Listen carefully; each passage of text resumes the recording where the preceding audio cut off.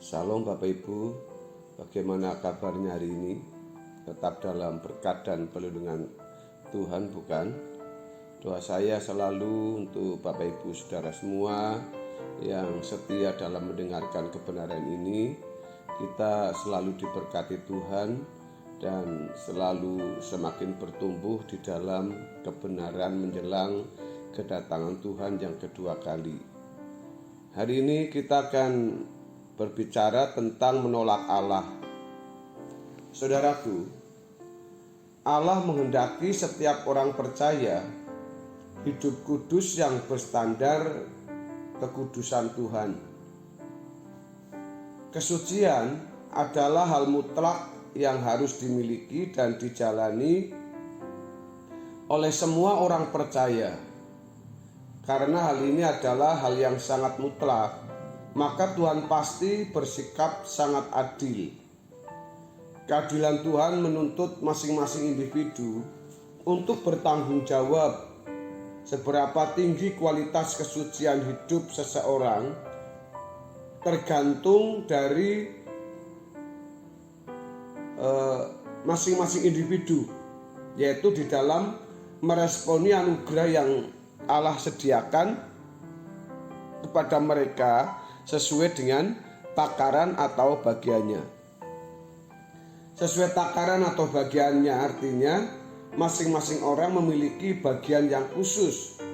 Tentu satu dengan yang lain pasti berbeda. Dalam hal ini berlaku firman Allah bahwa yang diberi banyak dituntut banyak, tetapi yang diberi sedikit dituntut sedikit pula. Dalam Lukas pasal yang ke-12 ayat yang ke-48. Saudaraku, Tuhan Yesus memberi karunia atau anugerah keselamatan kepada semua umat pilihan. Di dalamnya terdapat fasilitas untuk bertumbuh dalam iman dan meraih kesucian sesuai dengan kesucian Allah. Apa itu fasilitas untuk menuju kepada kehidupan yang bertumbuh? Fasilitas itu adalah penebusan Roh Kudus yang menuntun orang percaya kepada segala kebenaran. Di dalam Yohanes pasal 16 ayat yang ke-13. Lalu Injil yang adalah kekuatan Allah dan penggarapan Allah melalui segala peristiwa hidup yang kita alami dalam Roma 8 ayat yang ke-28 sampai ayat 29.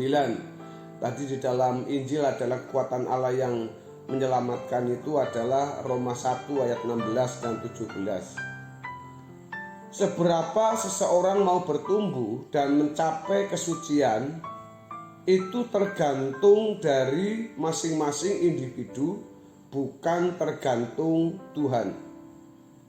Ketekunan masing-masinglah yang berperan.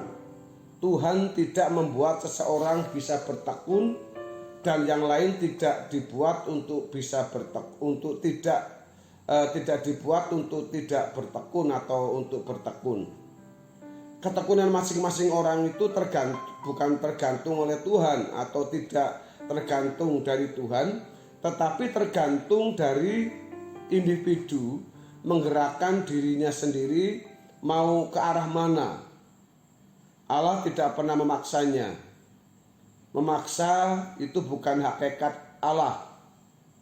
Dari hal ini kita memperoleh fakta. Ada orang Kristen yang bersedia bertobat dan menerima Yesus Kristus dengan benar, dan banyak pula yang menolaknya. Dari hal ini jelas bahwa hidup adalah perjuangan. Di dalam Injil Lukas misalnya pasal yang ke-13 ayat 23 dan ayat yang ke-24. Dan ada seorang yang berkata kepada Tuhan, "Tuhan, sedikit sajakah orang yang diselamatkan?" Lalu jawab Yesus kepada orang-orang di situ, "Berjuanglah untuk masuk melalui pintu yang sesak itu. Sebab aku berkata kepadamu, banyak orang akan berusaha untuk masuk tetapi tidak akan dapat. Saudara, untuk ini orang percaya harus memasuki proses pengudusan karena harus berjuang, atau yang jelas ini bahwa hidup ini harus ada perjuangan. Dan di sini ada dua jenis atau dua aspek pengudusan, yaitu aktif dan pasif. Hal ini sama dengan fakta adanya pengudusan oleh darah Tuhan Yesus, yaitu pengudusan pasif di satu pihak, dan di pihak yang lain dikuduskan oleh firman, Roh Kudus dan pengharapan.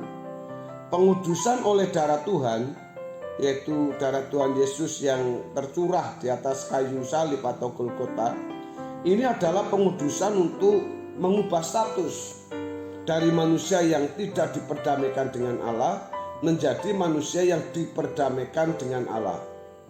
Hal ini hanya bisa dilakukan oleh Tuhan Yesus seperti dalam Kisah 4 ayat yang ke-12.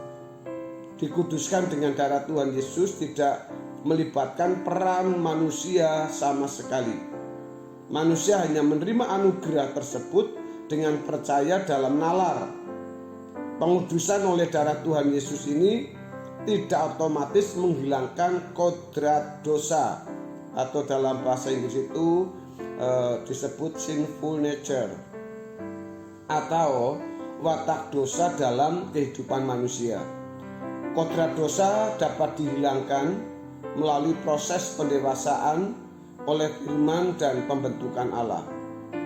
Saudara, tentang pengudusan aktif, itu artinya respon manusia terhadap anugerah keselamatan dalam Tuhan Yesus Kristus untuk melepaskan karakter dosa di dalam dirinya, sehingga atau agar tidak berbuat dosa lagi.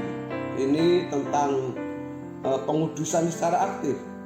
Dengan demikian bukan hanya dosa atau kesalahan masa lalu yang dianggap telah beres atau dibereskan, tetapi kemungkinan untuk berbuat salah lagi juga dihilangkan. Orang yang menerima pengampunan dari Tuhan adalah orang-orang yang memiliki tanggung jawab untuk mengubah hidupnya. Inilah yang disebut sebagai anugerah yang bertanggung jawab.